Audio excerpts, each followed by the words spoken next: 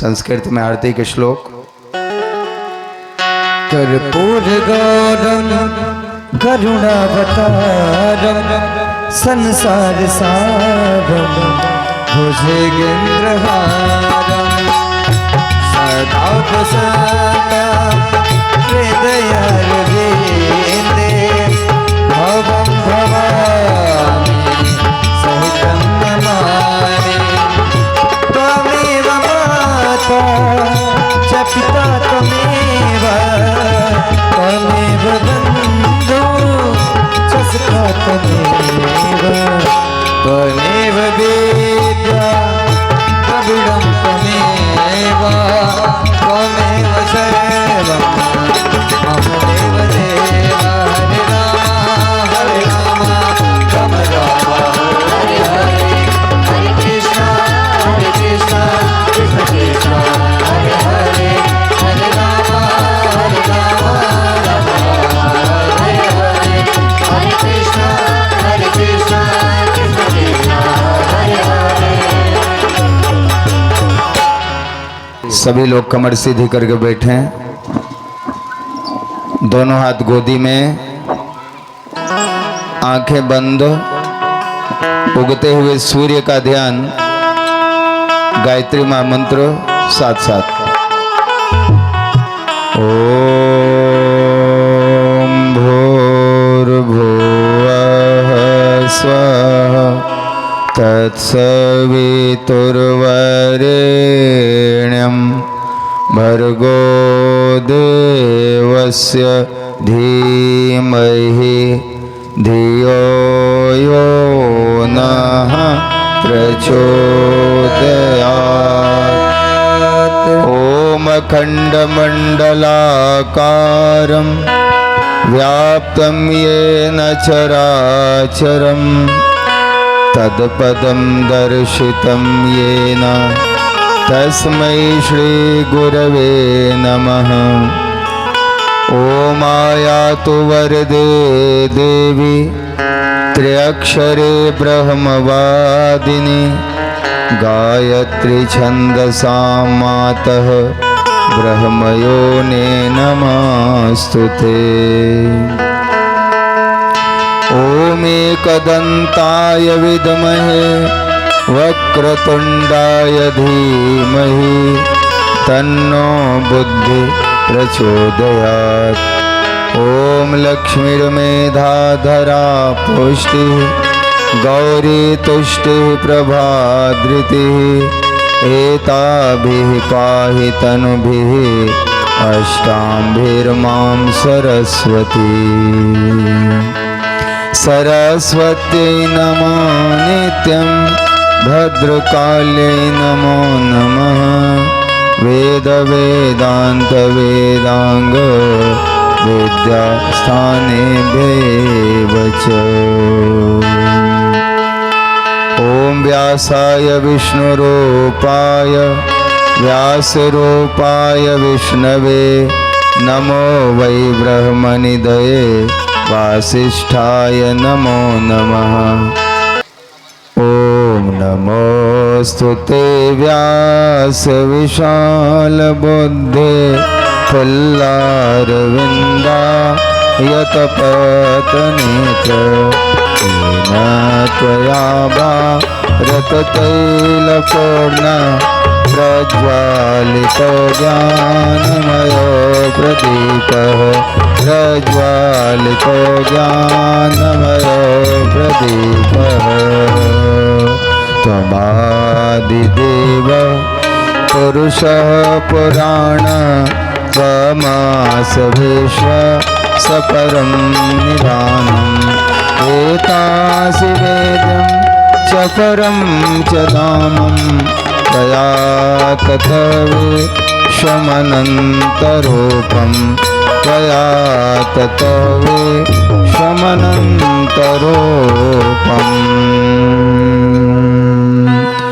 वन्दं गुरुपद पदुम परागा वन्दं गुरुपद पदुम परागा सुरुचि सुबास सरस अनुराग सुरुचि सुबास सरस अनुरागा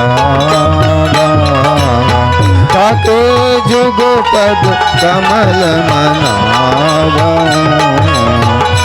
ताके जुग पद कमल मनावा दासु कृपा निर्मल मति पावा दासु कृपा निर्मल मति पावा गुरु पितु मातु महेश भवानी गुरु पितु मातु महेश भवानी प्रणव दीन बंधु सुख भामी प्रणव दीन बंधु सुख भामी तरहि न पिनु से मम स्वामी तरहि न पिनु से मम स्वामी राम नमामि नमामि नमामि राम नमामि नमामि नमामि राम नमामि नमामि नमामि।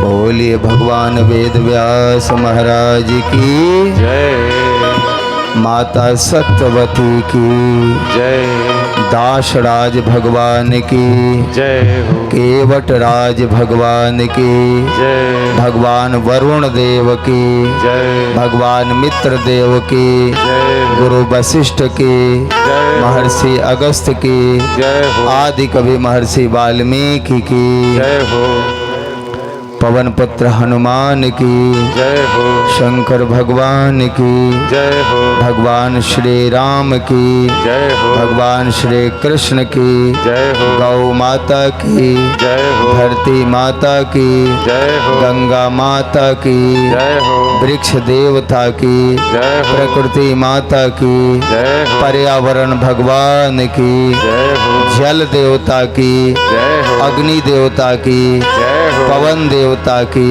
जय हो आकाश देवता की जय हो धरती माता की जय हो गायत्री माता की जय हो यज्ञ भगवान की जय हो वेद भगवान की जय हो भारत माता की जय हो भारतीय संस्कृति की जय हो सत्य सनातन धर्म की जय हो पुण्य हिंदू धर्म की जय हो पुण्य वंश बिंद वंश की जय हो पुण्य वंश बिंद वंश की जय हो अमवा की सती मैया की जय हो अमवा की सती मैया की जय हो ग्राम भदौरा की जय हो आइए सुनते हैं एक मधुर गीत भगवान देवकी नंदन श्री कृष्ण जो कि क्या करते हैं इंद्र की पूजा बंद करा देते हैं। इंद्र कौन है?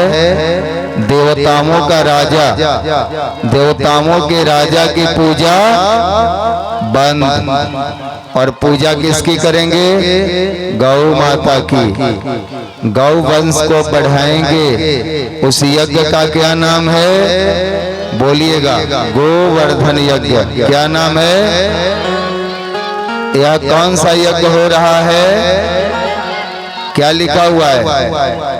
वैदिक गोवर्धन महायज्ञ।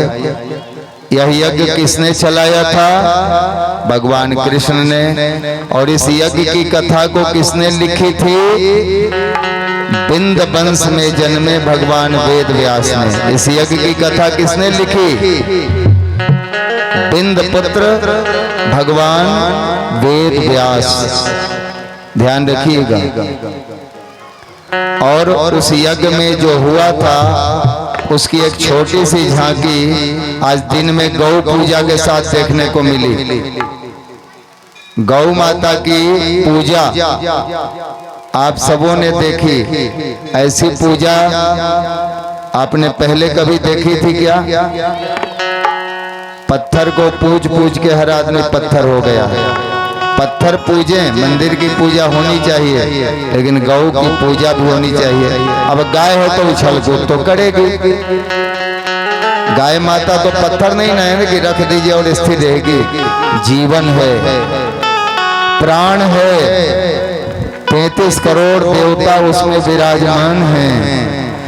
तो कृष्ण क्या करते हैं?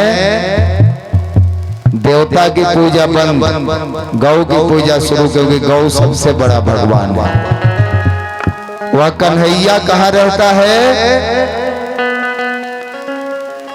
मथुरा वाले कह रहे हैं कि कन्हैया कहाँ रहता है? यमुना पार। कन्हैया कहाँ रहता है? रहता कन्हैया यमुना पार है और करता है प्यार। किसको प्यार करता है? आए? हाँ, बहुत जोरदार, बहुत बहुत। रहता कन्हैया यमुना पार है, गैया मैया को करता प्यार। रहता कन्हैया यमुना पार है, गैया मैया को करता प्यार है। रहता कन्हैया यमुना पार है, गैया मैया को करता प्यार है। रहता कन्हैया यमुना पार है,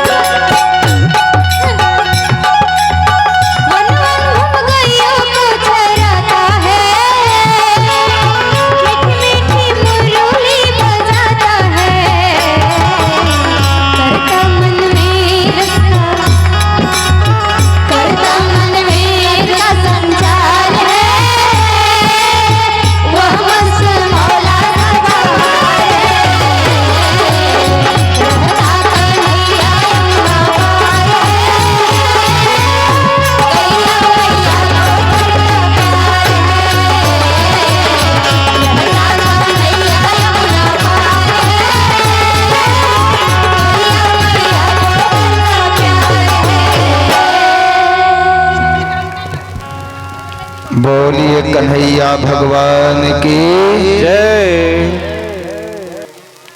बोलिए यज्ञ भगवान की। तो कल तक हमने कथा कहाँ तक सुनी थी, याद है ना? कहाँ तक कथा सुने ले रही आप सब? मछली माई के पेट से चंद्रवंशी यादव राजा ऊपरी चर बसु के दो गो जुड़वा बच्चा भइल, एगो बेटा और एगो बेटी। दोनों में चेहरा से, दोनों के चेहरा से वेद के ज्ञान चमकत रहे, वेद के ज्ञान। अब वेद के ज्ञान जो है ना, संसार के आदि ज्ञान, प्रथम ज्ञान और सबसे महान ज्ञान, ऐसा ज्ञान आज तक बनबे न कइल। तो राजा ऊपरी चर बसु के दोनों बेटा बेटी के जन्मते चेहरा से वेद के ज्ञान चमकत रहे। समझत हैं? समझ में आवत ना? अब वेद के ज्ञान चमकत रहे, लेकिन बेटिया में मछली वाला गंध महक आवत रहे। एक कारण से चंद्रवंशी यादव राजा ऊपरी चर बसु अपन बेटी के ना ले जा पैला, और उनकर बेटी के पालन पोषण करे के जिम्मेदारी कौन स्वीकार कर लेलन? केवट वंश में जन्मल महान राजा महाराज दासराज। का नाम रहे उनकर? महाराज दासराज नाम उनकर इहे रहे। महाभारत में उनकर इहे नाम लिखल बा। ऐसन महान राजा धरती पर बहुत कम होला, बहुत कम। इतना महान राजा रहन के केवट वंश के राजा महाराज दासराज। हरि ओम श्री राधे।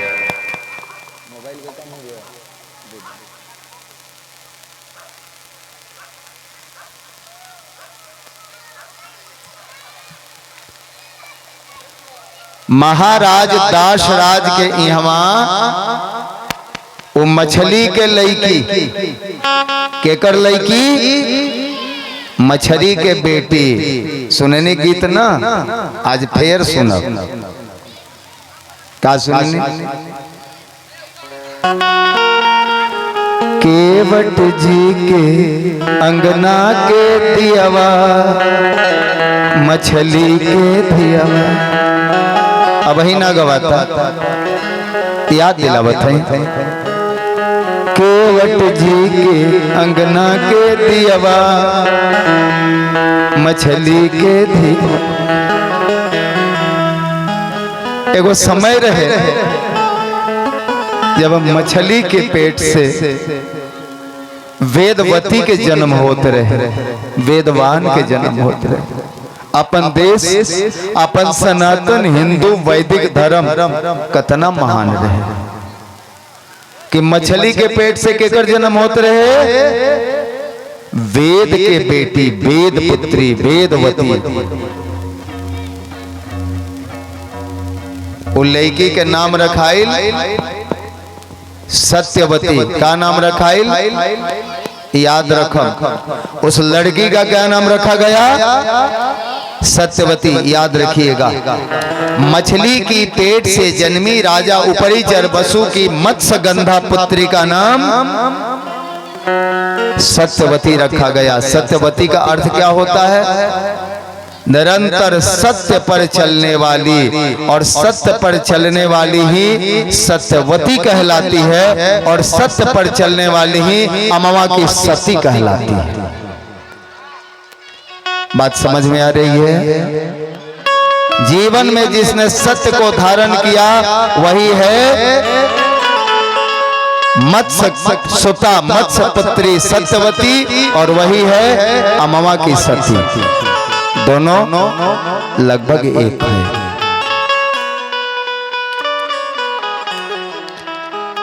वह सत्यवती पलने लगी। किसके यहाँ? किसके आंगन की दिया बन गई वह? बताइए, सत्यवती किसके आंगन का दीपक बन गई? केवट जी के अंगना के दियवा। बताइए, किसके आंगन की दीपक बनी? केवट जी के, केवट राज दास राज के आंगन की दिया बन गई। उसके उनके आंगन में खेलने कूदने लगी, उछलने लगी, चहकने लगी, खाने लगी, हंसने लगी, मुस्कुराने लगी। जब उस सत्यवती के दांत जमने लगे ना, आपने देखा होगा जब छोटे बच्चों के दांत जमने शुरू होते हैं तो बच्चे मुस्कुराते हैं तो कैसे लगते हैं? बोलिए। एक दो दांत जिन बच्चों के जमना शुरू होते हैं, वे बच्चे जब मुस्कुराते हैं तो कैसे लगते हैं? कैसे लगते हैं बताएं? एक कवि ने कहा है, ये दंतुरित मुस्कान, ये दंतुरित मुस्कान भर देते मुर्दों में जान। ये दंतुरित मुस्कान भर देते मुर्दों में जान। जब छोटे बच्चे, जब दांत जमना शुरू होता है और वे बच्चे मुस्कुराते हैं तो मुर्दों में भी प्राण भर जाते हैं। और वह मत्स्य सुता सत्यवती, मछली की बेटी सत्यवती, जब दांत जमना शुरू हुआ, जब मुस्कुराने लगी तो दासराज के आंगन में अद्भुत खुशी की लहर चली। धन्य है केवट राज दासराज, महान महापुरुष। वह कन्या सत्यवती थोड़ी सी बड़ी हुई, उसने कहा मुझे पढ़ना है। ध्यान से सुनिएगा, वह लड़की क्या कह रही है? मुझे पढ़ना है। हमारे समाज की आज क्या दशा है?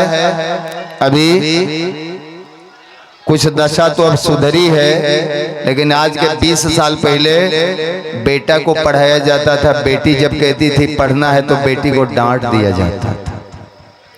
पता नहीं किसी के यहाँ अभी भी हो रहा होगा। बेटा जब खाना मांगे तो घी भात, अब बेटी खाना मांगे तो नीमक भात। भदौरा में ऐसा होता है कि नहीं? बेटी को नीमक भात खिलाने वाले कौन कौन है? जरा हाथ उठाए। अब बेटा को घी भात कोई नहीं?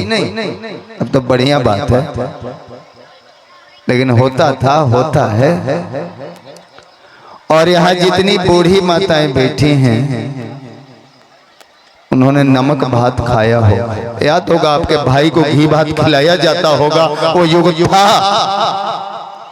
और जिस युग में आपका भाई घी भात खाता होगा और आप नमक भात खाती होंगी, याद कीजिए उस दिन आपकी आत्मा कितनी रोती होगी। ये हमारे समाज में प्रचलन आ गया था। कितनी पीड़ा हमारी माताओं को झेलना पड़ता है, बेटियों को झेलना पड़ता है। हमारे शास्त्र कहते हैं, मनु बाबा कहते हैं, यत्र नार्यस्तु पूज्यन्ते रमन्ते तत्र देवता। जिस घर में उस घर की नारियों की, बेटी बहुओं की, माताओं की पूजा होती है, उसी घर में देवता वास करते हैं। खैर अब स्थिति सुधर रही है, अच्छी बात है कि अगर किसी का बेटा घी भात खा रहा है तो बेटी भी घी भात खा रही है, ये अच्छी बात है। भगवान करे एक घर में सबको एक जैसा भोजन मिले। सत्यवती को भी घी भात खिलाया जाता था। उसने कहा पिताश्री मुझे पढ़ना है। पिताश्री ने कहा बिल्कुल बेटी तुम पढ़ोगी, तुम गुरुकुल जाओगी। और एक गुरुकुल में उस कन्या का नामांकन हुआ और उस कन्या ने वेद अध्ययन के लिए उपनयन संस्कार कराए। ध्यान से सुनिएगा, उपनयन संस्कार क्या होता है। उपनयन संस्कार का मतलब होता है जनेऊ पहनना और गायत्री मंत्र सीखना, इसी का नाम है उपनयन संस्कार। बोलिए, उपनयन संस्कार किसका नाम है? जनेऊ पहनना और गायत्री मंत्र जपना, इसी का नाम है उपनयन संस्कार। उस कन्या को जनेऊ पहनाया गया और गायत्री मंत्र दिया गया। वह कन्या नित्य गायत्री जपने लगी, गायत्री जपने लगी।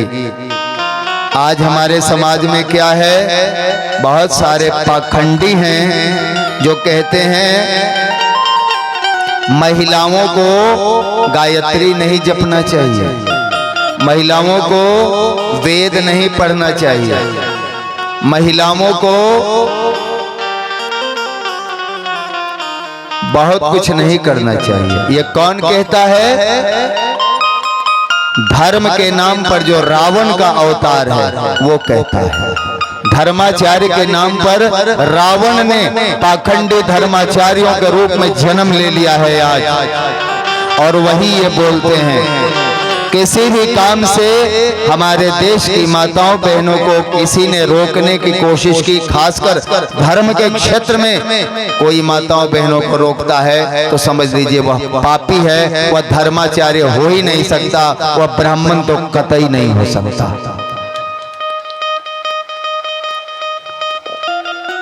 मत्स्य सुता सत्यवती, मछली की बेटी सत्यवती वेद पढ़ने लगी और वेदों की प्रकांड पंडित बन गई।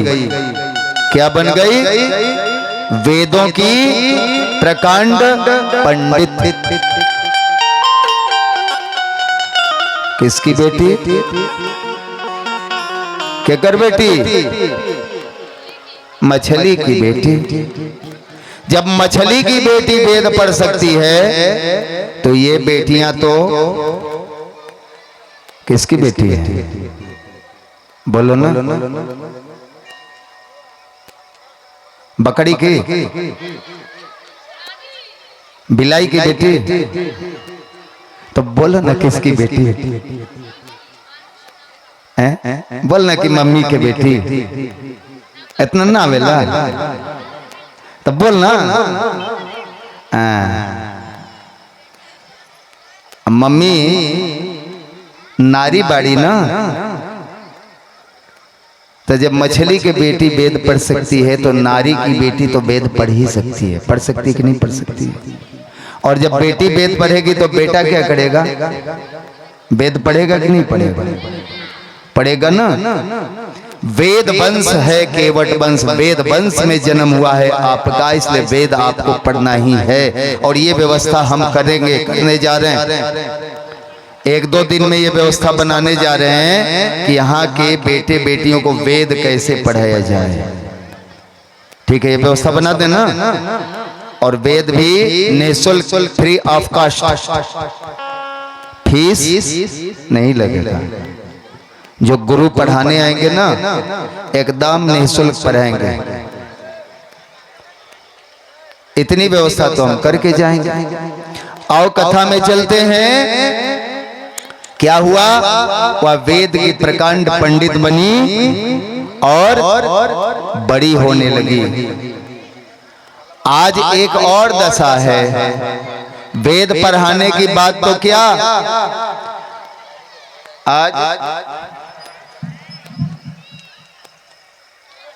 आज बहुत घर में बेटी को तो पाला ही नहीं जा रहा है। जो जन्म ले ली उसको तो खिलाया जा रहा है, लेकिन जिसने जन्म नहीं लिया उसका क्या किया जा रहा है? भगवान करे भदौरा वाले ना करते हैं। आजकल जब पेट में बच्चा आता है तो बहुत सारे डॉक्टर ऐसे हो चुके हैं जो जल्लाद की औलाद हैं। बहुत सारे डॉक्टर किसकी औलाद हैं? किसके? बहुत बढ़िया, जल्लाद की औलाद हैं। उनके पास ऐसी मशीन आ गई है जो जन्म लेने के पहले जांच करके बता देती है कि पेट में जो बच्चा है वो बेटा है कि बेटी है, और जन्म लेने के बाद वो बेटा होगा कि बेटी होगी। और अगर बेटी जांच में आती है तो उस बेटी के माँ बाप पेट में ही बेटी को मरवा देते हैं। भ्रूण हत्या, गर्भ हत्या का पाप आज देश में बहुत अधिक चल पड़ा है। बेशर्मी और पाप की हद हो गई है। अपने घर की बेटी बहू को डॉक्टरों के पास ले जाते हैं और डॉक्टर पेट में ही जहर का सुई देके, पेट में ही जहर का सुई देके पहले बेटी को मारता है, फिर पेट में चिमटा घुसा घुसा के उसके लाश को खींचता है चिमटे से पकड़ पकड़ के। हम इतना भी पापी हो जाएंगे, हमारे भारत के सनातनी हिंदू इतने भी पापी हो जाएंगे, पाप ने भी नहीं सोचा होगा आज पापों का महापाप भी लजा गया है। पेट में जब बेटियां मारी जाती हैं तो चीखती हैं, चिल्लाती हैं, उसकी पीड़ा हम सुनेंगे। लेकिन उसके पहले एक आग्रह है, जितने लोग घूम फिर रहे हैं उनसे हाथ जोड़ के हम प्रार्थना करते हैं, यह मेला नहीं है, किन्हीं को भी खड़ा होके कथा नहीं सुनना है। आप या पंडाल में आके बैठिए या वहीं बैठिए, सभी लोग कृपया बैठ जाएं। जो वॉलंटियर हैं, कार्यकर्ता हैं, जो ड्यूटी संभाल रहे हैं, वे लोग घूमें और लोगों को बैठाएं। किन्हीं को घूमने फिरने न दें, ये मेला नहीं है, ये कथा है। आइए हम उस बेटी की पीड़ा सुनते हैं जो माँ के पेट में मारी जा रही है, इस गीत के साथ।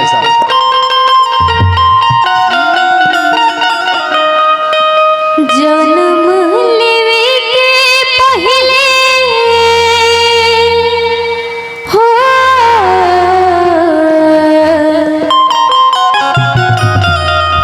जन्म लेवे के पहले मारो तारी बेटी, माई के कोखिए कटता नरेटी, माई के कोखिए कटता नरेटी। जन्म लेवे से पहले मारो तारी बेटी, जन्म लेवे से पहले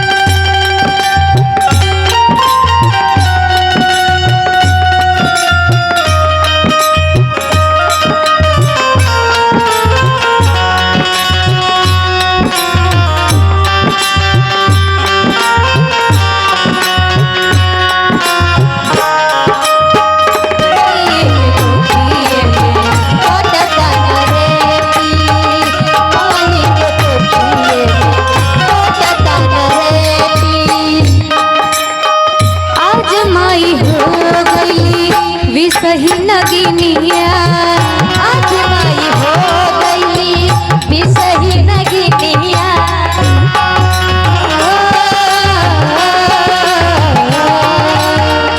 अपने बेटी के खाए वाली डैनिया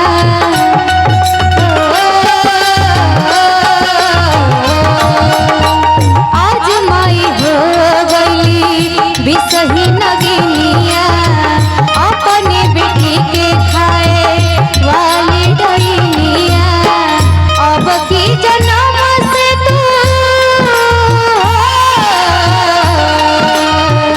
अब की जन्म से तू हो जइबू माझी जन्म जन्म नहीं औलाद बेटी जन्म जन्म नहीं औलाद बेटी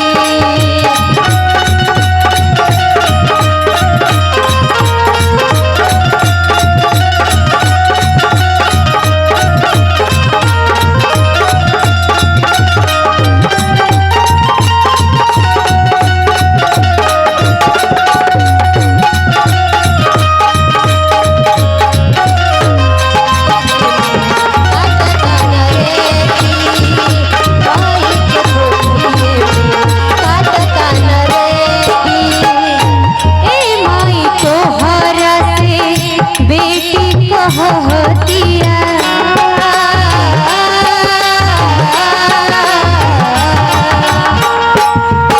तबारू माई कौन के धिया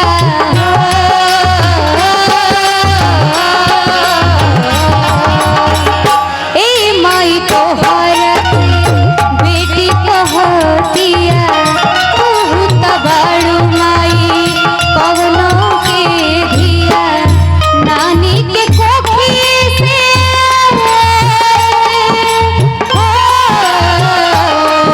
नानी के कोखी जे कट गइल रह तू तब कैसे दुनिया आनंद ले तू आई सुखिया में कटता नहीं जन्म लेवे के पहिले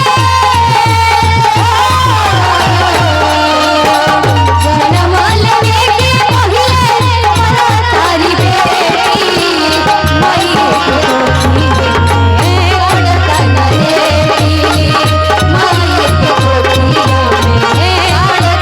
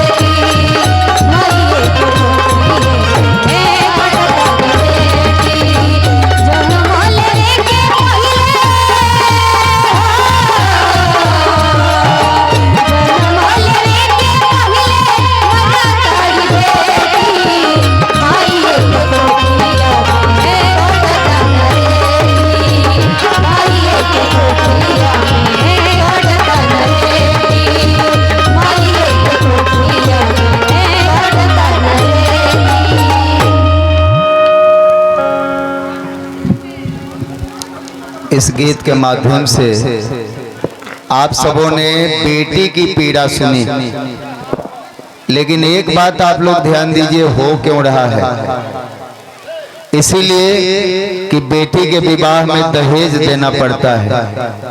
तिलक में बड़े बड़े डिमांड होते हैं लड़के वालों के तरफ से, इसीलिए बेटी को मारा जा रहा है। तो इसका सीधा विकल्प है, दहेज देना बंद नहीं होगा, दहेज लेना बंद करना होगा। और दहेज लेना बंद कैसे होगा? जब विवाह में आलतू फालतू खर्च करने का हमको शौक नहीं रह जाएगा।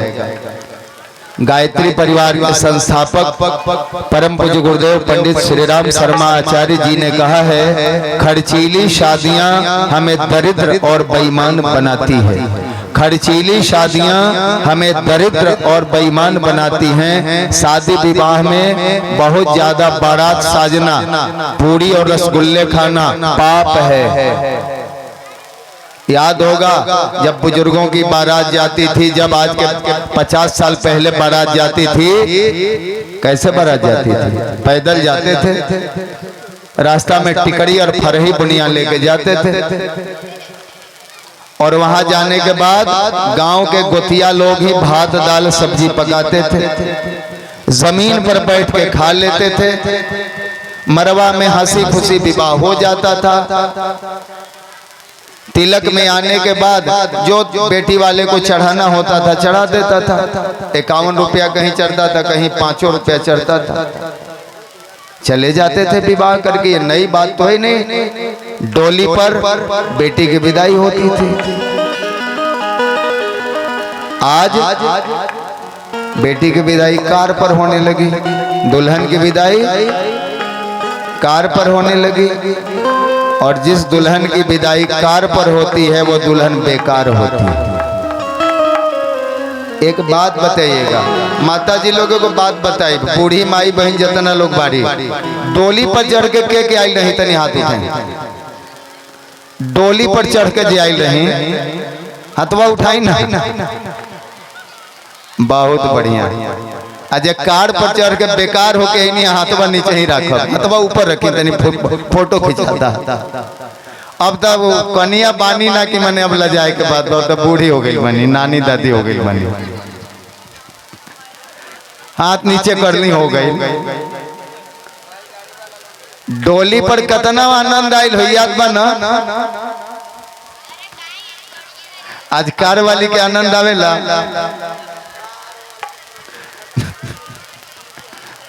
नाना नाना आवे कार वाली के आनंद, माता जी का की ना आवे जोरदार।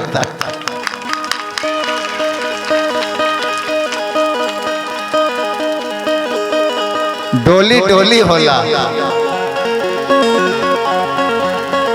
कार बेकार होला।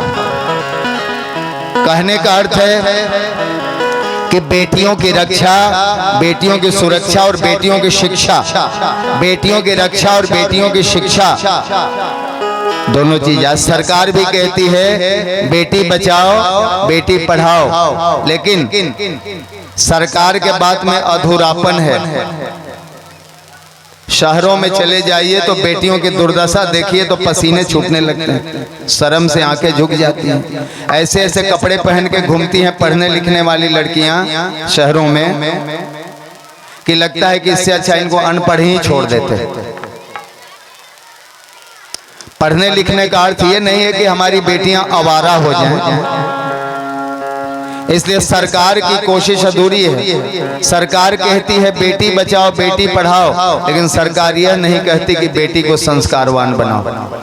सरकार को कहना चाहिए था बेटी बचाओ बेटी पढ़ाओ और बेटी को सत्यवती बनाओ। एक लाइन और जोड़ देना चाहिए था सरकार को, लेकिन उनको तो वोट लेना है ना। उनको क्या मतलब है कि किसकी बेटियां सत्यवती हो रही हैं। हम किसकी कथा कह रहे हैं? सत्यवती की कथा कह रहे हैं। सत्यवती का अर्थ क्या होता है? सत्य पर चलने वाली। पढ़ना लिखना बहुत अच्छी बात है। हमारी माता सीता, सावित्री, अपाला, गार्गी, मैत्रेयी, घोषा, विश्वभारा, ये सब वेद के ऋचा लिखने वाली देवियां थीं। भारती देवी, इतिहास, वेदों का इतिहास जगमगा रहा है। और मछली की बेटी सत्यवती, उसका इतिहास जगमगा रहा है। इतिहास जगमगा रहा है। और ऐसे ही नारियों के लिए कवियों ने लिखा, नारी तू नारायणी, नारी नारायणी होती है। ध्यान दीजिए, सत्यवती अब पढ़ लिख के आ गई और पढ़ लिख के आने के बाद धर्म कर्म करने लगी। केवटों का धर्म क्या होता है? सत्यवती किसके कुल में पल रही थी? केवट के घर में। किसके घर में? बिंद के घर में। सत्यवती किस जात की थी? पूछा जाए आपसे तो बताइए, कौन से जात की थी सत्यवती? आप बोलो। बिंद। पक्का? सत्यवती की माँ कौन थी? मछली कौन जात की होती है? बिंद जात की नहीं होती, मछली की अलग जात होती है। मछली के रक्षक है बिंद। मछली पकड़ के काटने खाने वाले बिंद नहीं होते। जो मछली पकड़ के काटते खाते और बेचते हैं उन्हें हम बिंद नहीं कह सकते, तो राक्षस होते हैं। बिंद तो मछली को बचाते हैं और मछली पकड़ने वालों को बिंद मारते हैं। ये इतिहास था। दासराज और उनके सैनिक यही करते थे, नदियां सुरक्षित रहेंगी मछलियों से, इसलिए मछली को कोई नहीं पकड़ेगा। बिंद कौन है? मछली के रक्षक, मछली के भक्षक बिंद हो ही नहीं सकते। ये तो कोई ना कोई राक्षस होगा, भले बिंद घर में क्यों न जन्म हो गया हो। बिंद का काम था नाव चलाना और नाव पर गंगा पार करा के उनसे किराया भाड़ा लेना, उनसे जो भाड़ा गाड़ी वाले लेते हैं नाव लेना, उससे अपने परिवार को पालना, ये काम था बिंद का, ये काम था केवट का। लेकिन सत्यवती क्या थी? गरीब की बेटी नहीं थी, राजकुमारी थी। सत्यवती क्या थी? बोलिए। दासराज सामान्य बिंद नहीं थे, बहुत बड़े राजा थे, महाराज थे। दासराज क्या थे? महाराज थे। महाराज का मतलब जानते हैं? राजाओं का राजा। उनके अंदर में कितने राजा होते थे उसको हम क्या कहते हैं? महाराज। तो महाराज की बेटी को और महाराज को नाव चला के भाड़ा वसूलने की जरूरत है क्या? नहीं ना। फिर भी महाराज के बच्चे और महाराज की बेटी भी नाव चलाती है, ऐसा महाभारत में लिखा हुआ है। और नाव क्यों चलाती है? अपने धर्म की रक्षा के लिए। अब हम उसके बाद कहते हैं, जाति कौन है सत्यवती की? कौन से जाति की है? बिंद तो कतई नहीं है। अब यहाँ पर हम खोल के स्पष्ट करते हैं, क्षमा कीजिएगा, सच जानना होगा। मछली की बेटी है तो मछली की बेटी मछली ही हो सकती है। तो पहली जात उसकी क्या है? कि मछली है, खुद ही मछली है।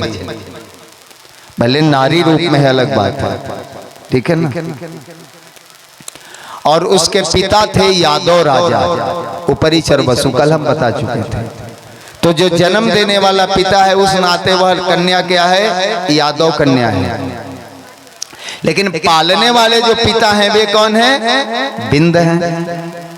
इसलिए उसकी पहचान बिंद के रूप में ही होती है। और आज तक महाभारत, भागवत, 18 महापुराण, 18 उपपुराण सब सत्यवती को केवट कन्या के रूप में ही जानती है। उसे बिंद जाति की ही उपाधि दी गई, यह भी सच है। हालांकि वो बिंद के घर में पली थी, जन्म से बिंद नहीं थी। कृष्ण किसके बच्चे कहे जाते हैं? देवकी के कि यशोदा के? यशोदा के। हम सब जानते हैं कृष्ण ने देवकी के घर में जन्म लिया था, लेकिन कृष्ण को पाला किसने था? यशोदा ने। इसलिए कृष्ण यशोदा पुत्र कहे गए, देवकी पुत्र नहीं कहे गए। जन्म देने वाली माँ से बड़ी कौन होती है? पालने वाली माँ। जन्म देने वाली माँ से बड़ी पालने वाली माँ होती है, दूध पिलाने वाली माँ होती है। और दूसरे के बच्चे को पाल के दूध पिला के बड़ा कर देने वाली माँ कितनी महान होती होगी। ऐसे माताओं के चरणों में सिर टिकाने का मन करता है। जात पात की बात ही यहाँ खत्म है। उस जमाने में जात पात था ही नहीं, अब आज हो गया है, इसलिए हम थोड़ा स्पष्ट कर रहे हैं। सत्यवती भी नाव चलाती है, लेकिन नाव क्यों चलाती है? धर्म की रक्षा के लिए। नाव क्यों चलाती है? धर्म की रक्षा के लिए, क्योंकि बिंद वंश का धर्म है नाव चलाना। बिंद वंश का धर्म क्या है? नाव चलाना। महाभारत में स्पष्ट लिखा हुआ है। इसलिए अपने धर्म के लिए वह राजा की बेटी राजकुमारी सत्यवती भी नाव चलाती है। लेकिन फिर भी वह कौन है? मछली के धियावा। आज उस गीत को हम गाएंगे, लेकिन संगीत नहीं बजेगा। हम देखना चाहते हैं आपकी आवाज़, जब ये ढोलक और ऑर्गन बजते हैं बेंजो ना, तो आपकी आवाज़ हम नहीं सुन पाते। इसलिए आज जैसे आप लोग सहगान करती हैं, हमारी ये दोनों बेटियां गाएंगी और आप दोहराएंगी। हम सुनना चाहते, बिना संगीत के इस गीत को गाते हैं।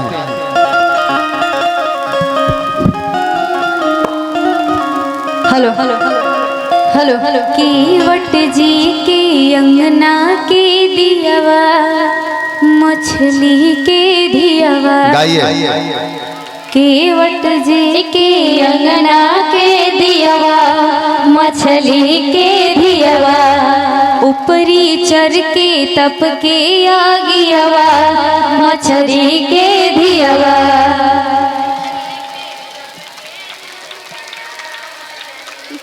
एक मिनट हम आपको याद कराते जाएं। ऊपरी चर के तप के अगियवा। अगियवा मतलब आग। कथा में सुनाए गए है ना, तो पढ़िएगा क्या, गाइएगा।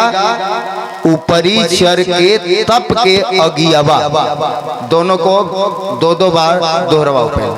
फिर से केवट जी के। केवट जी के अंगना के दियावा, मछली के धियावा। ऊपरी चर के। फिर से केवट जी के अंगना के दियावा, मछली के धियावा।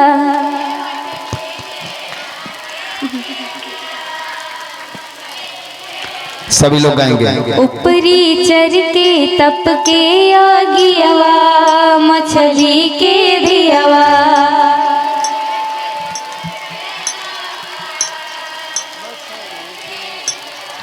जय हो मछली के धियावा, जय हो मछली के धियावा।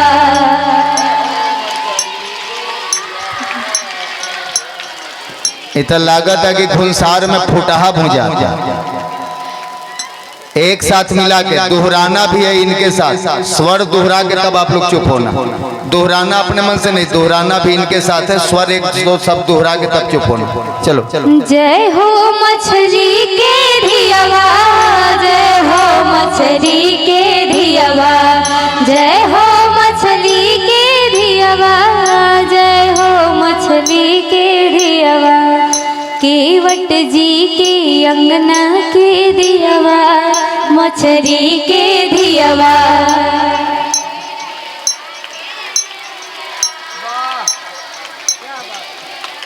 ऊपरी चर के तप के आगियावा, मछली के धियावा।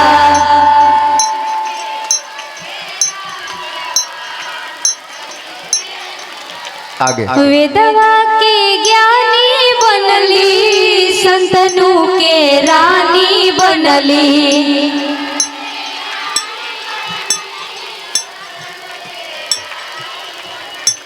वेदवा के ज्ञानी बनली, संतनु के रानी बनली।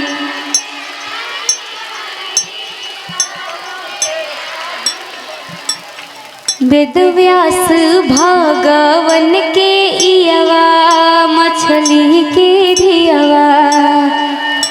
वेद व्यास वेद व्यास भगवन के इयवा मछली के धियवा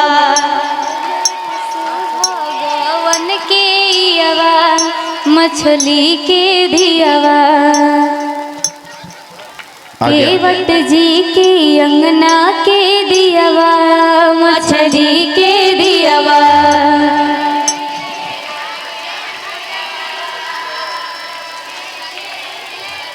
व्यास के जन्म दिहली भीष्म के पालन कैली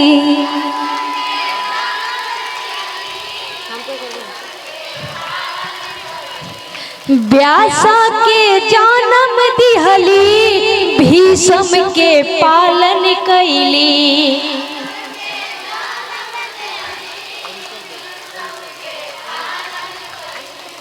हस्तिनापुर की राजमैयवा मछली के धियवा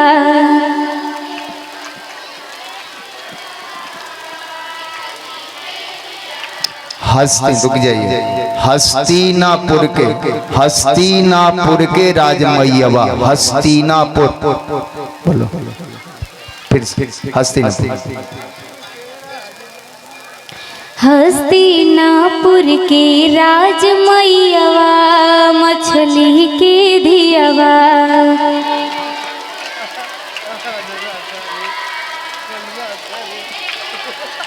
जय हो मछली के धियवा जय हो मछली के धियवा जय हो मछली के धियवा जय हो मछली के धियवा केवट जी के अंगना के दियवा मछली के धियवा केवट जी के अंगना के दियवा मछली के धियवा सत्य की सूरत बाड़ी ममता के मूरत बाड़ी सत्य के सूरत बाड़ी ममता के मूरत बाड़ी सत्य के सूरत बाड़ी ममता के मूरत बाड़ी सत्य के सूरत बाड़ी ममता के मूरत बाड़ी ज्ञान भक्ति शक्ति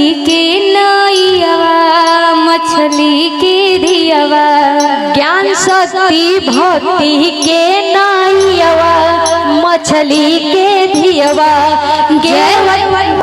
केवट जी के अंगना के धियवा मछली के धियवा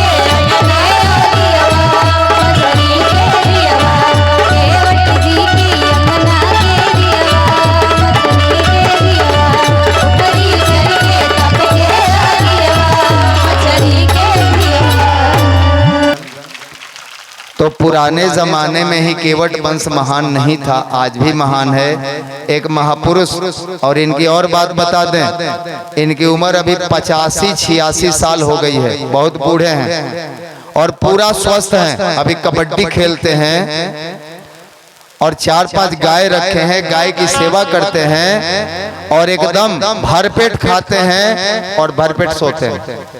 कोई बीमारी नहीं हुई है इनको। और उस गांव में ऐसे बहुत लोग हैं। ऐसे महापुरुष से हमने आपको अभी बात कराई है कि हम आपके यहाँ आए हैं तो केवल इतिहास सुनाने नहीं आए हैं, आज भी आपके वंश में कितने महान लोग हैं ये बताने आए हैं। आप लोगों को अच्छा लगा होगा। अब हम कथा को आगे बढ़ाएंगे, ध्यान से आप लोग सुनेंगे। माता सत्यवती मछली की बेटी, यादव राजा उपरीचर की बेटी और केवट राज दास राज की बेटी, तीनों की ही बेटी थी। एक बाप, एक माँ और एक पालने वाले पिता, और दास राज की महारानी पालने वाली माता उनकी थी। माता सतवती एक दिव्य कन्या थी। क्या थी? तो देवी सत्यवती कैसी कन्या थी?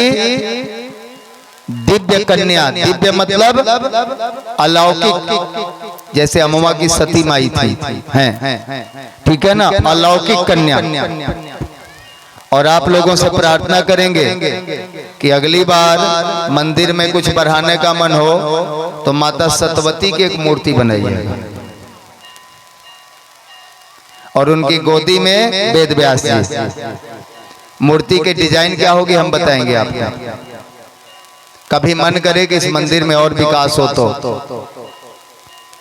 ज्यादा प्रेरणा मिलेगी। तो हम कह रहे थे माता सतवती एक दिव्य कन्या थी, और माता सतवती को वास्तव में हम बता चुके हैं केवट की बेटी नहीं थी, केवल केवट कुल में वह पाली गई थी। समझ गए? लेकिन उनकी गोदी में जो बालक आया, बेटा आया वेद व्यास, वह केवट कुल का बालक था। वेद व्यास कैसे उनकी गोदी में आए, अब फिर हम इतिहास में सुनते हैं। आप लोगों से प्रार्थना है कि ध्यान से सुनेंगे। हमने कल बताया था, फिर ध्यान से याद करिएगा, सुनिएगा। नौजवान लोग, बच्चे बच्चियां याद करेंगे फिर से। सबके पिता कौन है? ब्रह्मा जी। कौन है?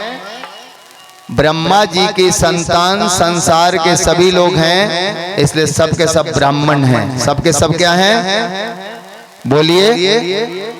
ब्राह्मण नाम की कोई जाति इस देश में और इस धरती पर नहीं है। कोई अगर कहता है कि हम ब्राह्मण हैं, जाति में ब्राह्मण लिखता है, तो ये लोग झूठ बोलते हैं। वेद पुराण और सनातन धर्म के नियमों पर ये नहीं चलते। इन्होंने नियमों को भंग किया है, इन्होंने गलती की है। ब्रह्मा के पुत्र होने के कारण हर कोई ब्राह्मण है। ब्रह्मा के एक पुत्र का नाम फिर याद दिलाते हैं, याद है ना, जो केवटों के आदि पूर्वज है, क्या नाम है उनका? बोलो, भूल गई ना? याद है? बोलो। मरीचि, मत भूलना। ब्रह्मा के जिस पुत्र की हम चर्चा बार बार कर रहे हैं, उनका नाम क्या है? मरीचि। और मरीचि के पुत्र कश्यप। मरीचि के पुत्र। और आप केवटों का गोत्र क्या है? कश्यप। गोत्र क्या है? बोलिए। कश्यप। कोई पूजा पाठ करना हो, पूजा कराने वाले ब्राह्मण पुरोहित जब कहें कि गोत्र का नाम लीजिए तो आप बोलिएगा कश्यप। कश्यप की सबसे महान पत्नी का नाम क्या था? देवताओं की माता का नाम देव माता। ठीक बोल रही हो, बोलो ना। देव माता अदिति। देव माता, बोलिए। देव माता अदिति। और देव माता अदिति के 12 पुत्रों में एक पुत्र हुए जल के देवता वरुण देव। कौन? वरुण देव। और वरुण देव के पुत्र हुए, अब सब पुत्रों की चर्चा हम नहीं कर रहे हैं। वरुण देव के पुत्र हुए वशिष्ठ। वरुण देव के पुत्र कौन हुए? वशिष्ठ। ब्राह्मण थे, लेकिन उस जमाने में और आज भी और किसी समय में जात और जन्म और वंश से कोई ब्राह्मण ना होता है ना होता है, होगा कभी नहीं। इसलिए वशिष्ठ जी क्या हैं? वर्ण के ब्राह्मण हैं, कर्म के ब्राह्मण हैं। लेकिन वशिष्ठ जी का जन्म उसी कुल में हुआ है जिस कुल में वरुण के वंशज केवटों का जन्म हुआ है। इसलिए हर केवटों में ब्राह्मण बनने की क्षमता है, वो गुण है। वेद पढ़ने की क्षमता है, वो गुण है। तो वशिष्ठ जी के पुत्र हुए महर्षि शक्ति वशिष्ठ जी के पुत्र का नाम क्या हुआ? याद करिएगा, वशिष्ठ जी के पुत्र का नाम शक्ति, वशिष्ठ जी के पुत्र का नाम, और शक्ति के पुत्र का नाम पराशर, शक्ति के पुत्र का नाम। और पराशर जो थे उसी वरुण के वंश में जन्मे ब्राह्मण, जिस वंश में आप जन्मे हैं, बहुत तपस्वी थे। ये किसी को कोई भी वरदान दे सकते थे। पराशर ऋषि एक दिन दास राज के क्षेत्र से गुजर रहे थे। अचानक उनके हृदय में एक प्रेरणा प्रकट हुई भगवान के तरफ से। भगवान ने क्या प्रेरणा दी कि अब भगवान के जितने अवतार हुए हैं, भगवान के अवतारों के नाम आपने सुने हैं ना? भगवान राम का नाम आपने सुना है ना? भगवान राम किस चीज के अवतार थे? शक्ति के अवतार। रावण को मारने के लिए आए थे। भगवान राम काहे के लिए आए थे? रावण को, राक्षसों को मारने के लिए। भगवान कृष्ण क्यों आए थे? कंस को मारने के लिए। हालांकि भगवान कृष्ण ने एक साथ दो काम किए, तलवार भी उठाया और कलम भी उन्होंने उठाई, कंस को मारा भी और गीता का ज्ञान भी दिया। भगवान परशुराम जो जिनके वंशज आज ब्राह्मण कहे जाते हैं, भगवान परशुराम काहे के लिए आए थे? जो गौ माता को दुख देते थे ऐसे राजाओं को मारने के लिए। और ऐसे राजाओं को 21 बार भगवान परशुराम ने मार दिया था। ऐसे भगवान के बहुत अवतार हुए और अवतारों की चर्चा अगले दिनों करेंगे। ऐसे में विशुद्ध ज्ञान के अवतार, ज्ञान वेद के अवतार होना था। और वेद किसकी गोदी में आएगा? जो खुद वेदज्ञा होगी। और सत्यवती क्या है? वेदज्ञा। सत्यवती की कथा आपने सुनी ना अभी? सत्यवती क्या है? वेदज्ञा। अब सत्यवती की गोदी में भगवान तैयार हैं ज्ञान के अवतार लेने के लिए। और उनके पिता बनते हैं वरुण कुल में जन्मे वरुण के परपोता, वरुण देव के परपोता महर्षि पराशर। वरुण देव के परपोता महर्षि पराशर, महर्षि वशिष्ठ के पोता महर्षि पराशर, महर्षि शक्ति के पुत्र महर्षि पराशर। और पराशर वहां आते हैं, उनको पता चलता है कि भगवान को, ज्ञान के भगवान को अपनी गोदी में धारण करने वाली माता यहीं कहीं है। और वो देखते हैं नाव चलाती हुई सत्यवती को। सत्यवती थोड़ी सी बड़ी हो गई है, सयानी हो गई है।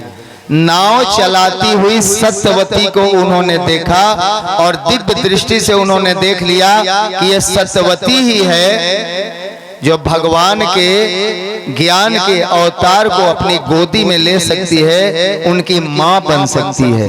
कौन बन सकती है उनकी मां? सत्यवती। और सत्यवती से उन्होंने कहा कि मैं तुम्हारी गोद में ज्ञान के अवतार भगवान को उतारने जा रहा हूं। ध्यान दीजिए एक बात, बहुत सारे कथावाचकों को वेद पुराण ठीक से समझ में नहीं आते। भगवान के अवतार जो होने हैं वो सीधे माता सत्यवती के गोदी में प्रकट हुए थे, उनके पेट से नहीं जन्मे थे। ध्यान दीजिए आप, जिस भगवान के अवतार की चर्चा करने जा रहे हैं वो भगवान महर्षि पराशर ने हाथ उठाया, उनके हाथ के वरदान स्वरूप सीधे वो भगवान माता सत्यवती की गोदी में आ गए थे, उनके पेट से नहीं जन्मे थे। ये बात याद रखिएगा। सत्यवती को पराशर ने कहा तुम ही उस बच्चे को पाल सकती हो, इसलिए उस बच्चे को, भगवान के ज्ञान के अवतार को मैं तुम्हारी गोदी में प्रकट कराऊं। लोग पूछेंगे कि मैं इस बच्चे को कहां से लाई, तो मैं क्या जवाब दूंगी? लोग मेरे चरित्र पर उंगली उठाएंगे, लोग कहेंगे कि इसने बच्चे को जन्म दिया है, मेरा विवाह नहीं हुआ है, मेरे पति नहीं है। आप बताइए, कोई कुंवारी कन्या किसी बच्चा को जन्मजात को गोदी में लेके आ जाए तो सारा संसार उसको गाली देने लगता है। हालांकि ऐसा होना नहीं चाहिए। सत्यवती ने कहा, ऋषिवर मैं जानती हूँ मैं वेद को धारण कर सकती हूँ, मैं भगवान की माँ बन सकती हूँ, लेकिन बताइए मेरा विवाह नहीं हुआ है, इसलिए भगवान के उस अवतार को प्रकट करना है तो पहले मेरा विवाह हो जाने दीजिए, उसके बाद मेरी गोदी में आप दे दीजिएगा। महर्षि पराशर कहते हैं कि अभी ही भगवान के ज्ञान के अवतार का मुहूर्त है, इसके बाद वो अवतार नहीं ले सकते। अभी के अभी उनका मुहूर्त है और अभी उनको अपनी गोदी में उनको उतारना ही पड़ेगा। सत्यवती और बहाना करती है, वह कहती हैं कि मेरे शरीर से तो मछली जैसा दुर्गंध आता है, मछली जैसा दुर्गंध आता है, मछली जैसा बास आता है।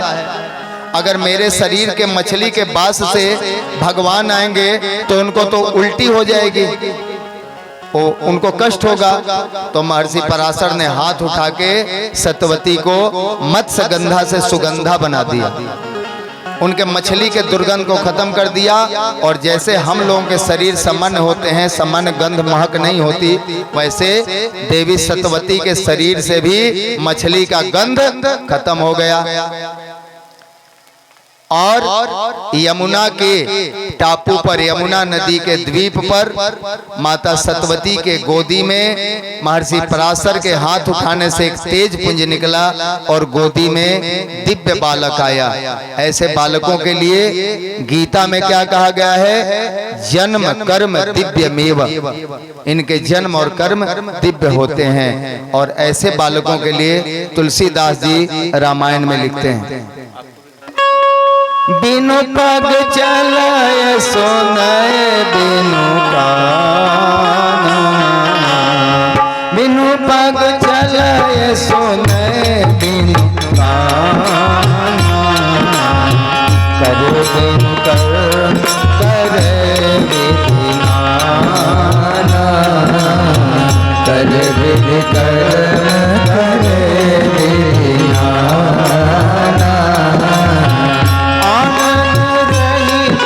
सकल रस भोगी, आनंद लगी के सकल रस भोगी, बिनु बानी भक्ता बर जोगी, बिनु बानी भक्ता बर जोगी, हरि व्यापक सर्वत्र समाना, हरि व्यापक सर्वत्र समाना, प्रेमत प्रकट होई मैं जाना, प्रेमत प्रकट होई मैं जाना, हरि व्यापक सर्वत्र समाना, प्रेम ते प्रकट हो ही मैं जाना। वे प्रेम से, भक्ति से प्रकट होते हैं। और माता सत्यवती क्या है? मछली के धियवा में आपने सुना ना, क्या अंतिम में सुना? अंतिम में सत्य के सूरत बाड़ी, ममता के मूरत बाड़ी, सत्य के सूरत बाड़ी, हमारे साथ दोहराइए केवल, सत्य के सूरत बाड़ी, ममता के मूरत बाड़ी, सत्य के सूरत बाड़ी, ममता के मूरत बाड़ी, ज्ञान भक्ति शक्ति के नैयवा, मछली के धियवा, ज्ञान भक्ति शक्ति के नैयवा, मछली के धियवा, ज्ञान भक्ति और शक्ति की नैयवा। नैयवा मतलब नाव। नाव तो आपने देखा है ना, नाव पर चढ़े कौन कौन है नदी में? जरा हाथ उठाएं। सब लोग चढ़े हैं ना, क्योंकि आप तो केवट हैं, हम भी नाव पर चढ़े हैं। हमारा जन्म ही गंगा की गोदी में हुआ है, तियारा में। हम जिस गांव में जन्मे हैं ना, गंगा सरयू और सोन का त्रिमुहानी संगम है। हर साल हमारे गांव में बाढ़ आती है गंगा की, और हम तो नाव पर ही पले बड़े हैं। बचपन में हम भी मछली पकड़ते थे, लेकिन बहुत जल्दी जब हमने मछलियों को छटपटाते देखा, बचपन में हमने मछली पकड़ना छोड़ दिया। बहुत पाप हमने भी किए हैं, पता नहीं भगवान क्षमा करेंगे कि नहीं करेंगे।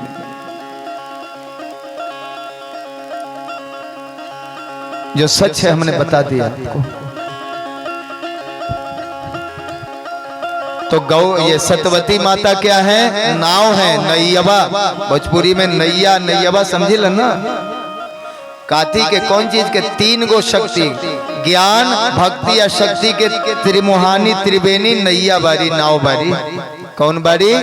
माता सतवती। तब माता सतवती के ज्ञान भक्ति और शक्ति, यह तीनों के बारे में तुलसीदास लिखलन, हरि व्यापक सर्वत्र समाना, प्रेम ते प्रकट हो ही मैं जाना। और माता सतवती की गोदी में भगवान के ज्ञान का अवतार प्रकट हो गया और उसको लेके सीधे पराशर मुनि दास राज के पास आए और दास राज को कहा, आपकी बेटी की गोदी में भगवान सीधे आए हैं। ये आपकी बेटी को का जन्म लेने वाला बालक नहीं, आपकी बेटी के पेट से ये नहीं जन्मा है, इसकी गोदी में सीधे आया है, ये भगवान है। उत्सव मनाइए और इस बालक को पालिए, इस बालक को पोसिए, इस बालक को आगे बढ़ाइए। भगवान का ज्ञान अवतार केवट वंश में पलेगा। पलने लगा, पालना में झूलने लगा। जिसको सतवती का पुत्र बना के ले आए हैं, पालना में लेटा दीजिए। और अब आप लोग सोहर गाइए और झूलाना शुरू कीजिए। धन्य धन्य वंश वृंदावन गोविंद जहायन हो। गाइए। धन्य धन्य वंश वृंदावन गोविंद जहायन हो। ललना सत्यवती गोदी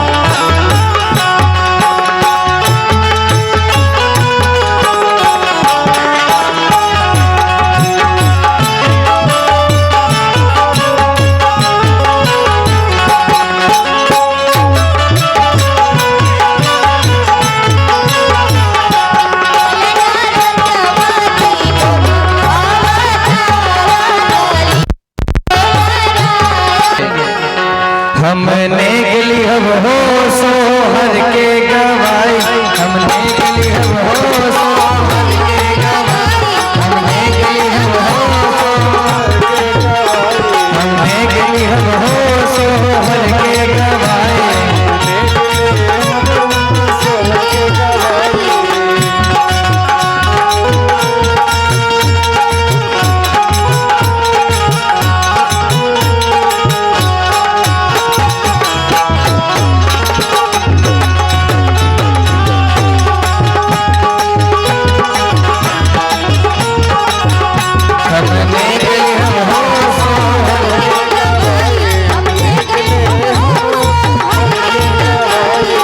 और पहला ने इस मंदिर के पुजारी रामधनी बाबा और उनकी पत्नी से, बबुआ के मम्मी से, बबुआ के पापा से, बबुआ के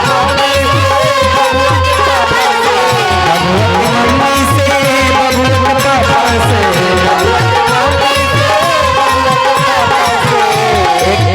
एक चीज का ध्यान देते हैं आप लोग, जो दान नेक दे चुके हैं अपनी जगह पे बैठते हैं, बच्चे जगह खाली करते रहे, क्योंकि और माताएं बहनें नेक देने आ रही हैं तो नेक उनको भी देने दिया जाए।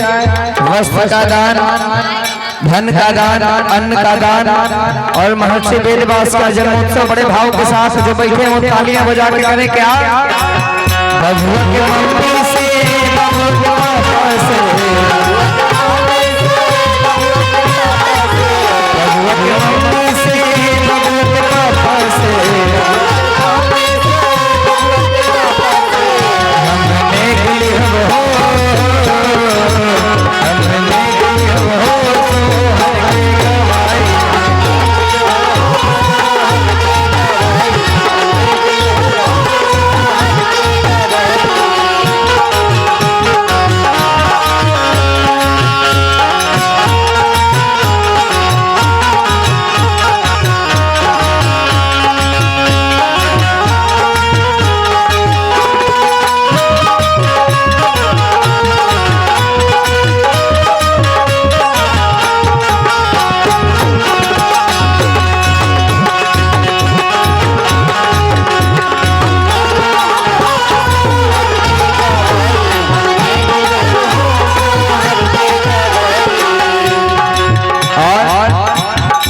भदौरा के लोगन से,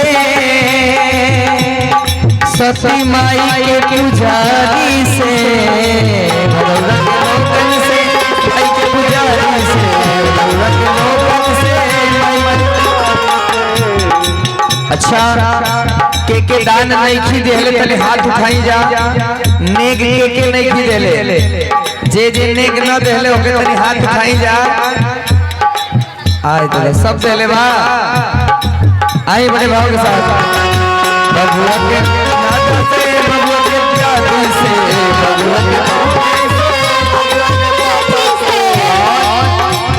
हमारे व्यास पीठ पे विराजित हैं आदरणीय श्री विश्व विजय जी महाराज, जो आज वेद व्यास जी का जन्मोत्सव मना रहे हैं। तो अपने व्यास जी से भी हम लोग कम से कम 5001 रुपए का नेक लेंगे। अपने व्यास जी से, अपने कथा वाचा से, अपने व्यास जी से, अपने कथा वाचा से, हमने गिली हम हो सोहर के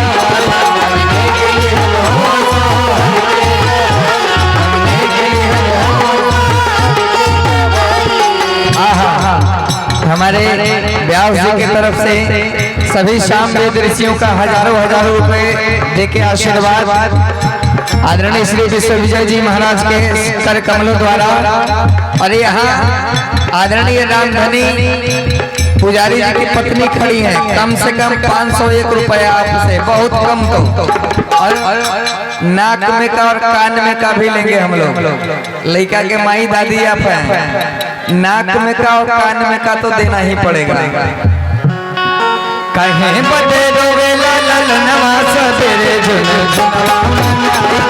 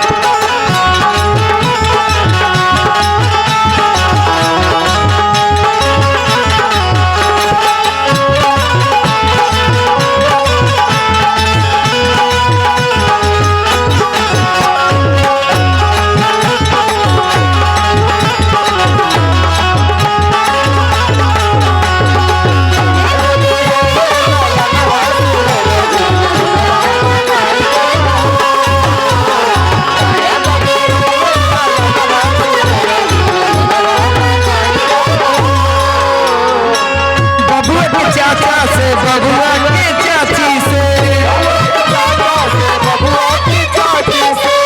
देखिए हमारा पीछे खड़ा बड़ा सूरज भैया बबुआ के चाचा, और उनका पीछे खड़ी बानी बबुआ सूरज भैया के धर्म पत्नी माने बबुआ के चाची।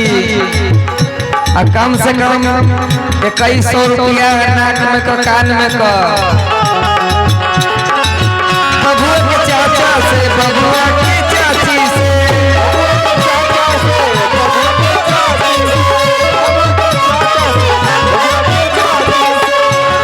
कहे बदे कहे बदे रोवे ललन बदे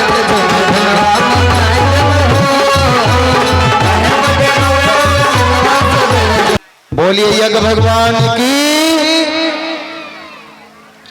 तो आपको पता था आज के पहले कि भगवान के 24 अवतारों में एक अवतार है भगवान वेद व्यास। कौन है? और वेद व्यास का जन्म किनके घर में हुआ था? बिंद के घर में। किनके घर में? 3 दिन से सुन रहे हैं।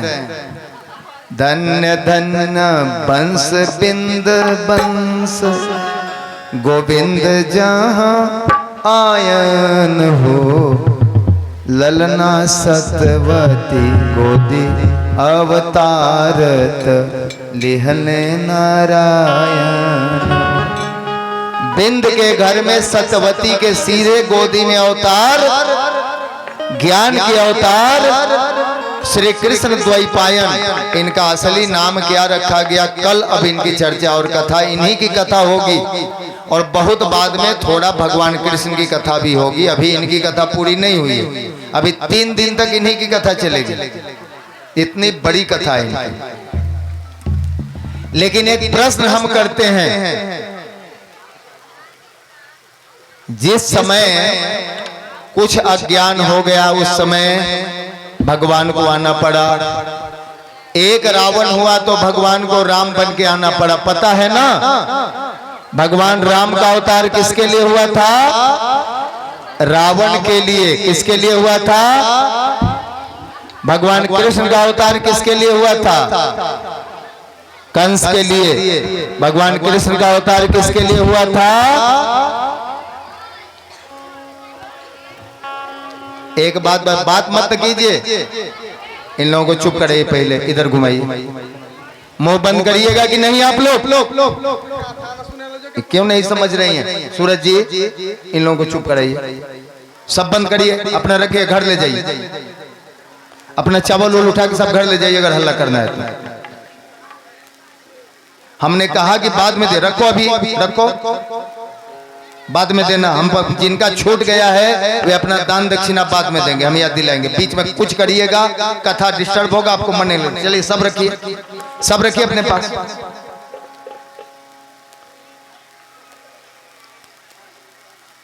रावण का जन्म किस कुल में हुआ था पता है आपको? ब्राह्मण कुल में रावण का जन्म हुआ था। आज जो मान्यता है कि ब्राह्मण जैसा भी है वैसा अच्छा है, तो रामायण ही गलत है। रावण किसका बेटा था? ब्राह्मण का बेटा था और ब्राह्मण का ही पोता था, समझिए। और ब्राह्मण कुल में जन्म लेकर वह राक्षस हो गया, जिसको भगवान ने मार दिया, राम ने मार दिया। ये कथा आप जानते हैं। कंस का जन्म किस कुल में हुआ था? यादव कुल में। कंस किसका बेटा था? यादव का बेटा था। यादव के कुल में भी राक्षस जन्मा और ब्राह्मण के कुल में भी राक्षस जन्मा, लेकिन केवट कुल में कोई राक्षस जन्मा क्या आज तक? पक्का पता है ना बेटा? जोरदार तालियां। केवट कुल तो ब्राह्मण कुल और यादव कुल से भी पवित्र है, क्योंकि इस कुल में कोई दुष्ट जन्मा ही नहीं। ये सत्य जानिए आप। यह कुल कितना पवित्र है कि इस कुल में, इस वंश में कोई भी राक्षस नहीं जन्मा। लेकिन ये तो इतिहास पुराण की बात है। आज राक्षस जन्म रहे हैं कि नहीं जन्म रहे हैं, ये बताइए। अगर कोई दारू नहीं पीता है केवट कुल में तो कोई राक्षस नहीं जन्मा है। आज सुबह ही एक यहाँ लीला हुई है।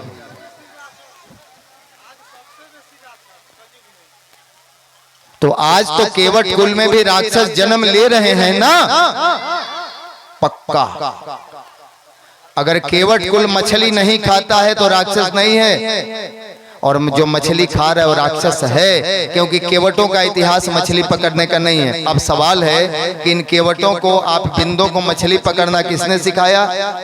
इतिहास जान लीजिए। जब देश में अंग्रेज आए, अंग्रेजों के आने के पहले, भारत के गुलाम होने के पहले, हमारा बिंद वंश मछली न पकड़ता था न खाता था, ये इतिहास है।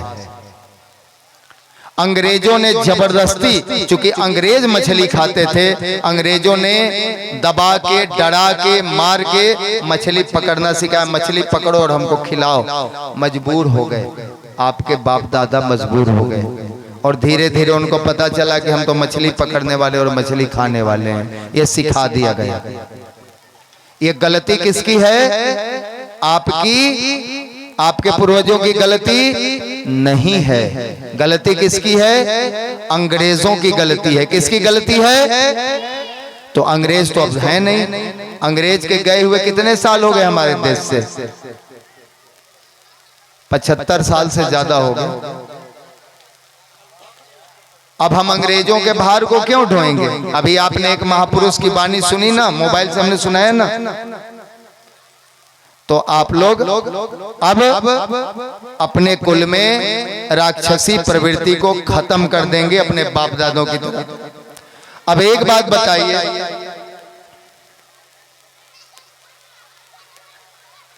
उस युग में ज्ञान का अवतार वेद व्यास, उस युग में पहाड़ उठाने वाला कृष्ण, धनुष उठाने वाला राम, ये तो लीला हम दिखा रहे हैं। हमको लगता है कि आज जितनी दुष्टता बढ़ गई है, अब तो केवट कुल में भी राक्षस जन्मने लगे हैं। तो हमको लगता है कि एक बार भगवान को फिर अवतार लेना चाहिए। हमको, हमारा मन है कि भगवान को एक बार फिर अवतार लेना चाहिए। आपका क्या मन है? आप लोगों का मन है कि भगवान को एक बार फिर जन्म लेना चाहिए धरती पर, असली भगवान को? हम तो चाहते हैं कि भगवान जन्म लें, इसलिए हम हाथ उठा रहे हैं। आप लोग कौन कौन चाहते हैं कि भगवान दोबारा जन्म ले? अपना हाथ उठाइए, उठाए रखिएगा। हमारा कैमरा आपको खींच ले रहा है, आपको, आपका फोटो ले रहा है। सब लोग चाहते हैं कि भगवान फिर जन्म लें? हाथ नीचे कर लीजिए। भगवान अगर जन्म लें तो कहाँ लें? कौन से गांव में?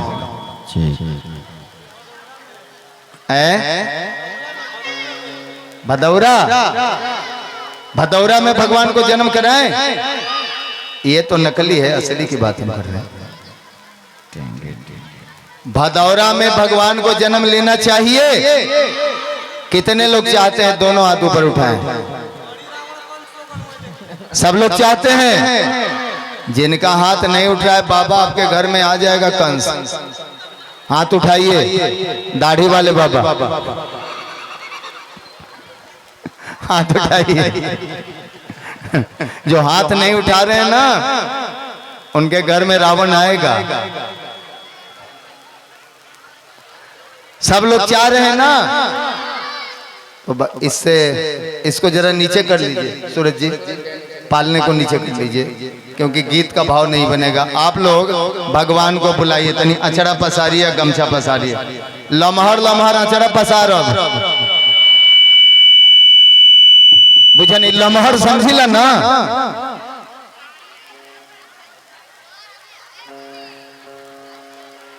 ओ बियाह में भीख मंगवा, जब दुल्हवा भीख मांगला तो गीत गवाला, बड़े बड़े अजूरी पसरिया हो दुल्हा, तो और बाबू भीख मंगा महान। लेकिन यहाँ तो भगवान के बुलावे के है ना, तल्ला महार अचरा पसारी आ ताली तनी नहीं के बजावे के बही, भगवान के बुलावे के बा। का कहे के बा मनीषा? हमरी गोदी ललना बनके आ जाओ कन्हैया,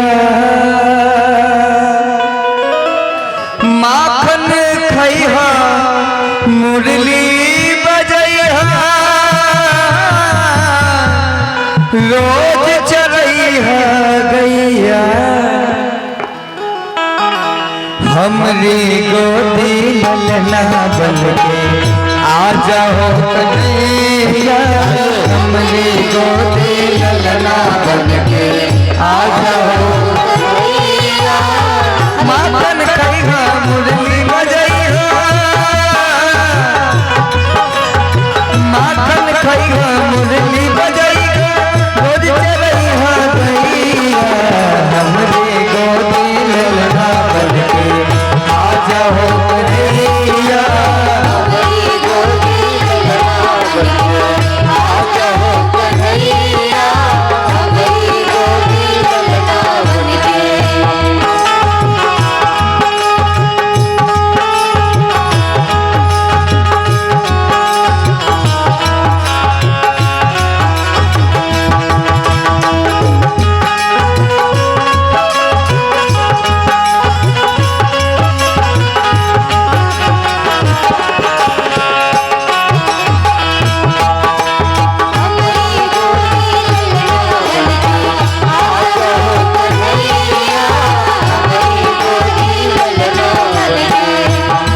जिनको कन्हैया को बुलाना है वो आंचल फैला लें, और जिनको रावण को और कंस को बुलाना है वो हाथ नीचे कर लें।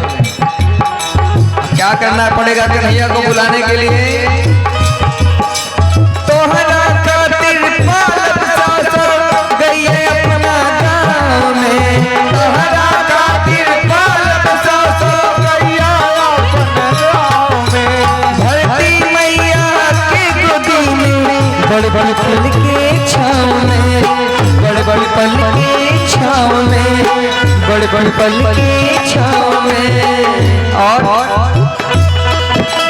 तोहरा खातिर भरल राखब, तोहरा खातिर भरल राखब दूधवा घिउवा दहिया। उनको बुलाने के लिए क्या रखना पड़ेगा? दूध, घी, दही, न के प्यासी मछली आधा पौआ। कन्हैया के बुलावे खातिर न मछली का काम बा और न पौआ आधा का काम बा। कन्हैया के बुलावे खातिर कौन चीज काम बा?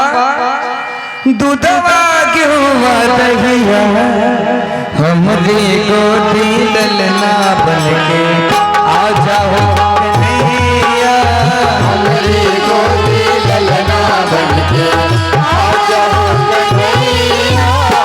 माखन खइहा मुरली बजइहा, रोज चरइहा गइया, हमरे गोदी ललना बन के आ जाओ कन्हैया, हमरे गोदी ललना बन के।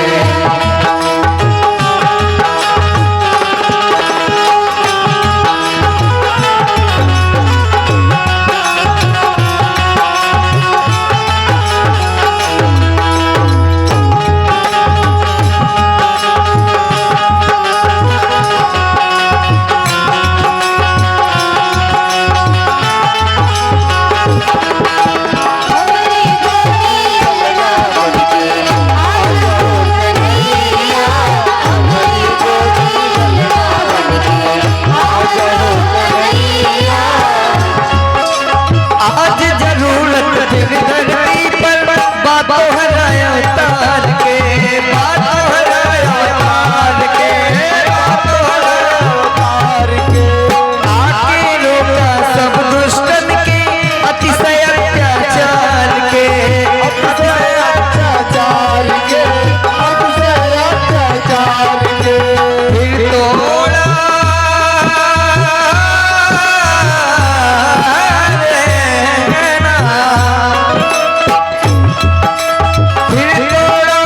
फिर से तोड़ा गर्विन के माला कंस कसैया। क्या करना है? हे प्रभु फिर से आइए, इंद्र का गर्व तोड़िए, और आज के वर्तमान के जो कसाई हैं इन कसाईयों को मार डालिए। इसके लिए आपसे निवेदन है, क्या करिए? हमरी गोदी ललना बन के आ जाओ कन्हैया, हमरी गोदी ललना बन के आ जाओ कन्हैया। माखन खइहा मुरली बजइहा, माखन खइहा मुरली बजइहा, रोज चरइहा गइया,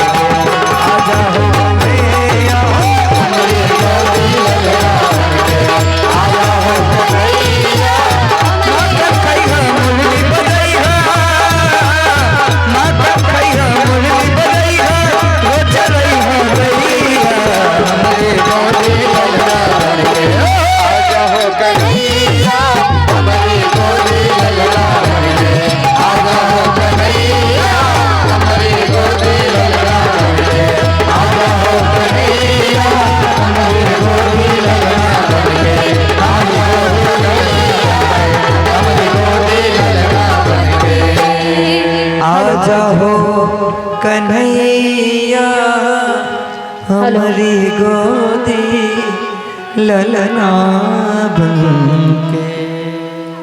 शंख ध्वनि। ओम का गुंजार हाथ जोड़ के आप सब लोग करें। शिव का डमरू, कृष्ण का शंख, व्यास का ओम।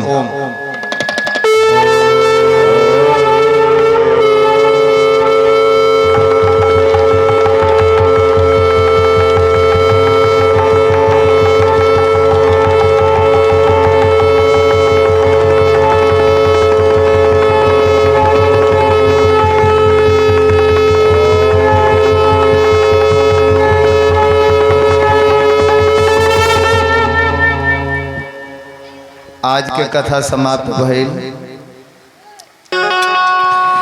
जय मां जय मां जय सती मां जय मां जय मां जय सती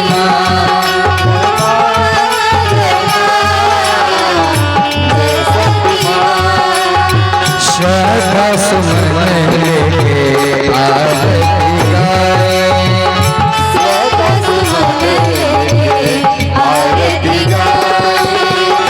आरती गाए मैया आपके मनाए, आरती गाए मैया आपके मनाए,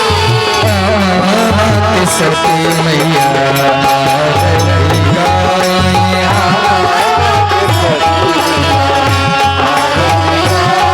जय मां जय मां जय सती मां।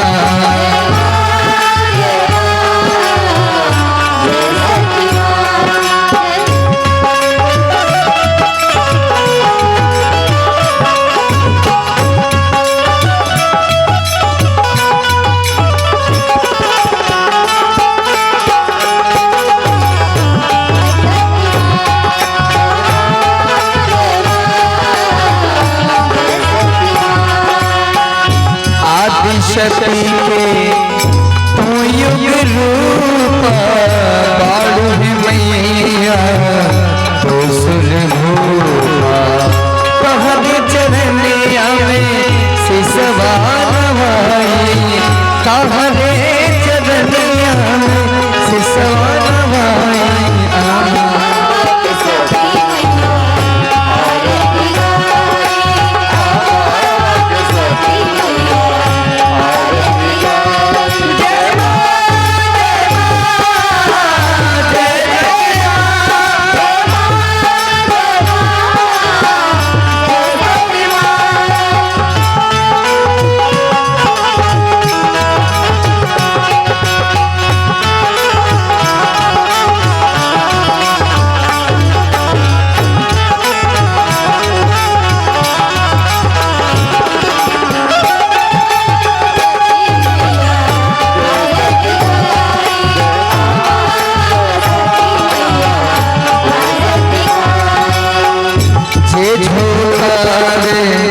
चरण में सिसवा सर्प धनुष के ऊपरे विसवा, बिगड़न भाग आपन जगाए, बिगड़न भाग आपन जगाए।